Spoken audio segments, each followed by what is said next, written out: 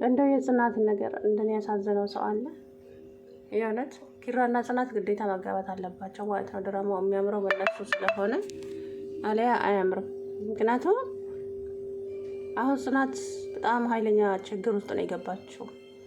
ሰውየው ደግሞ እንግዲህ አስቀድማ እምቢም እንዳትል ያላቸውን ቅርርብ ስለሚያውቅ የሆነ ነገር ቢጠረጥር አይደለም መቼም ማንም ነገሮት አይደለም ቀድሞ እናቱ የካንሰር ታማሚ ነች ብሎ አላት ማለት ነው። እሷ ደነገጠች። በስመ አብ ወወልድ ወመንፈስ ቅዱስ አለች። ምስኪን የእውነት እናት አለን የምንረዳው ስትል አይ ሰሞኑን እዚህ ቤት የሆነች ልጅ ትመጣለች እና እሷና ኪራ እንዲቀራረቡ አድርጊ። አይደብሮትም እንዴ ጋሼ? ምነው ሸዋ ያንን እንኳን ማድረግ አልችልም ስትላቸው ትችያለች ጽናት ትችያለች። ስለዚህ እናቱ ያላት ጊዜ ትንሽ ነው እንዴ? ነፍሳቸው እኮ በፈጣሪ እጅ እንጂ በሰው እጅ አይደለም አይደል እንዴ? ምን ማለት ነው? ያላት ትንሽ ጊዜ ነው። ሐኪሞች በማወሩት እንዴት ታምናላችሁ እናንተ? ፈጣሪ አምላክ የፈጠረን ጌታ ሁሉንም የሚያውቀው እሱ ነው። የሚገለንም የሚያሽረንም አንድ አላህ ብቻ ስለሆነ በፈጣሪያችሁ ተማመኑ። ያላት ትንሽ ጊዜ ነው። ባላት ጊዜ ትደሰት። ያንን ጽናት ደግሞ በጣም ግራ ተጋባች እና ጋሼ እሱስ ሌላ የሚያፈቅራት ልጅ ካለች እኔ ነኝ የማውቀው ልጄን የለችም አላለም። ኧረ እንግዲህ የእውነት በጣም ከባድ ውሳኔ ነው። ጽናት እንግዲህ አወጣች አወረደች፣ እምቢ ለማለትም ሞከረች። ግን ያው የምትፈልጊውን ነገር ራስሽን የምትለውጭበትን ገንዘብ ሰጥሻለሁ። እኔ በገንዘባቸው የምትተማመኑ ሰዎች በጣም ትገርሙኛላችሁ። በቃ ኧረ ግን የእውነት ደሃ ምን ሰርቶ ማግኘት አይችልም እንዴ? የፈለግሽውን ገንዘብ ሰጥሻለሁ አለ። እንግዲህ ጽናትዬ ሳትወድ በግዷ እሻለች ማለት ነው። እኔ ገንዘብ አልፈልግም ብላለች። ነገር ግን ያው ሳትወድ በግዷ ኪራን አሳልፋ ትሰጣለች አትሰጥም የሚለው እንግዲህ ያው በቀጣይ ቪዲዮ ላይ የምናየው። ልጅቷም ትመጣለች። እንግዲህ ምን አይነት ልጅ እንደምትመጣ ባናውቅም እንዴት ያለች ልጅ መስል እሱ ካልወደዳትስ እንዴ? በግድ ነው እንዴ? አሰላሙ አለይኩም ወራህመቱላሂ ወበረካቱ። ውድና የተከበራችሁ የቻናሌ ቤተሰቦች እንዴት ናችሁ? ደህና ናችሁ ወይ? እኔ ያለሁላችሁ አልሐምዱሊላህ። እንግዲህ ጽናት ስንቴ አለቀሰች፣ ስንቴ ተከፋች። በመሀል ደስተኛ ትሆናለች፣ ወዲያው ትከፋለች።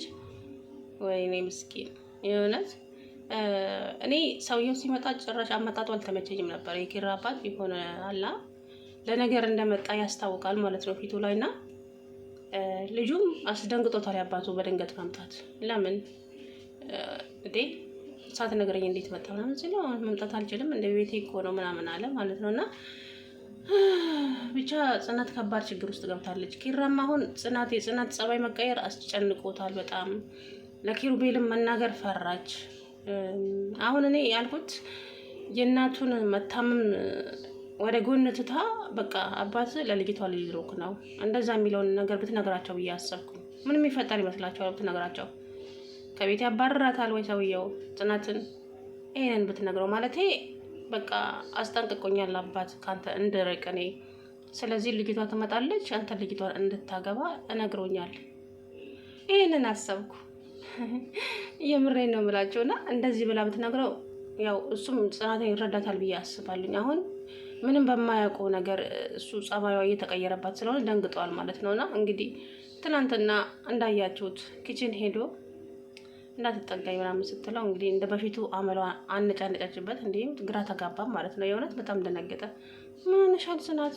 እንዴ ላለፈው ነገር ላንወቃቀስ ቃል ተገባብተን የለ እንዴ ምናምን ሲላት የወጋ ቢረሳ የተወጋ ይረሳም እሺ ምናምን አለች ማለት ነውና በጣም ግራ ተጋባና እሺ በቃ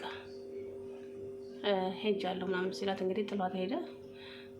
እኔ ልርበትበት የኔ ጌታ እኔ አፈር ልብላላ አለች። ምስኪን ምን ላድርግ ታዲያ እኮ ተገድጄ ነው። እናት ያንተን ደስታ ማየት ትፈልጋለች። ያንተን ደስታ ሳታይ የሆነ ነገር ብትሆን ደግሞ ለእኔም ጸጸት ነው እያለች እንግዲህ ያው ደስታ ማለት ደስታ ነው አይደል እንዴ? በቃ ጽናትን ያግባት ምን ማለት ነው እንዴ? እኔ ግን ማለቴ ጽናትን ቢሆን ቁርጥ ያለ ውሳኔ ነው የምወስነው። የምወደውን ሰው አሳልፌ አይሰጥም። ስለዚህ ጽናትን ምንም የሚጎላት ነገር የላትም ምንም በቃ ምንም ማለት ነውና ጨዋ ያሳደጋት ጨዋ ወልዶ ያሳደጋት እና ጽናት ምን ጎዳና ላይ ነው እንዳደገችው? አቧን አንደው አነጋገራችሁን ብታስተካክሉ ስታወሩ ማለት ነው። የምሬን ነው የምላችሁ። ቆይ እኔ የምለው ጎዳና ላይ የሚያርግ ይመስላችኋል እንዴ? እንደውም ክብር ምንም ያለው ደሃ ጋ ነው። የምሬን ነው የምለውና በጣም ነው ያናደደኝ አነጋገሩ ሰውየው ማለት ነው። እንዴት አይነት ቤተሰብ ያሳደጋት መሰለሽ? ጨዋ ወልዶ ጨዋ ያሳደጋት ምን ማለት ነው? እሷስ ጎዳና ላይ ነው እንደወለደችው ያደገችው? እናንተ ቤት ዝቅ ብላ በሰራችው ነው። ከማንም ትበልጣለች ጽናት ማለት ነው። የምሬን ነው። እና ላነጋገራችሁ አንዳንዴ የምትናገሩትን ነገር እኔ የእውነት በጣም እንዳናደደኝ ሰውየው ማለት ነው። እና ጽናትን ቢሆን እኔ አሁን ኪሩቤልን አሳልፌ አልሰጥም። በቃ የፈለገው ይምጣ። እኔ አፈቅረዋለሁ ጽናት ማን ነው ኪራን፣ እሱም እንደዛው። ስለዚህ ያው ጋብቻ አይደለም የሚፈልጉት፣ ጽናትን ያግባት። ምንም የሚፈጠር ነገር አለ እንዴ? ያችም ሴት ናት፣ እችም ሴት ናት። አሁን ደግሞ ምን አይነት አይናውጣ ትመጣ ይሆን? ያይ ላይ ከቤቴ ባሰች ከመጣች ጽናትዬ ቤቱን ጥላ መጥፋቷ ነው እውነት ለመናገር። አሁን ኪሩቤል ያቀርባታል አያቀርባትም የሚለው ነገር ነው። ኪራ ደግሞ እንግዳ እዚህ ቤት ይመጣል ሲባል ይሁን እንግዳ ለፊት ሁሉ ወጥ አድርጎ ያቶ በላቸው ልጅ ነው ያቶ ማንነትስ ልጅ እና ታዲያ እዚህ ምን ትሰራለች ምናምን ስለው አንተ ከመቼ ጀምሮ ነው ሰው መጥላት የጀመርከው? ኧረ አባዬ አትቆጣ። እኔ ሰው መጥላት ሳይሆን ምን ልትሰራ እዚህ ትመጣለች? ለትንሽ ጊዜ እረፍት እዚህ ነው አሁን የምታርፍበት አታ ነው እዚህ የምታርፈው። ምን አይነት ነገር ነው ማለታችሁ? ሲጀመር ሰውየው ጽናትና ኪራ ቅርርብ እንዳላቸው አውቆ ነው በመሀላቸው የገባው ማለት ነው። እና ጽናት ብቻሽን ከምትወስኝ ነገሮችን ለኪራ ነግረሽ አብረሽ ብትወስኝ፣ ወይ መሩዬም አለች እሷም ንገረኝ እያለች እያስጨነቀቻት ነበር። ጽናት ደግሞ ማናገር አልፈለገችም። ስለዚህ ግዴታ ኪራ ማወቅ አለበት ይህንን ነገር። እናቱ መታመሙን ሳይሆን በቃ እኔ እናንተ መጋባት አለብን ብላ አሳልፋ መስጠት የለባትም እንደኔ ሀሳብ ማለት ነው። እንዴ በስንት መከራ ደግሞ የተቋቋመ ፍቅር ደግሞ እንደገና የምር እኔ እንግዲህ ምን አይነት ውሳኔ እንደምትወስን አላውቅም። ጽናትዬ የእውነት አጣብቂኝ ውስጥ ገብታለች። እንግዲህ ሰውየው ማስጠንቅቋታል።